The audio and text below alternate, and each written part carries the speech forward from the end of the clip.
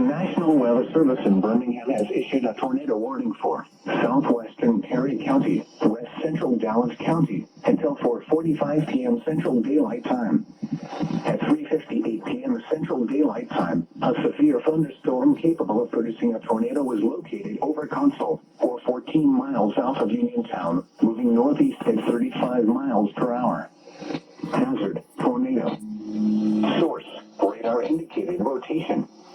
Impact: flying debris will be dangerous to those caught without shelter. Mobile homes will be damaged or destroyed. Damaged roofs, windows, and vehicles will occur. Tree damage is likely.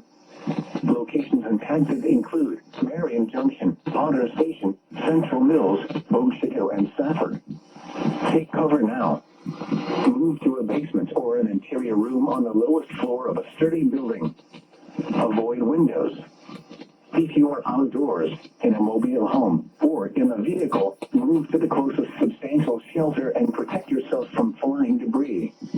Repeating, a tornado warning has been issued until 4:45 p.m. Central Daylight.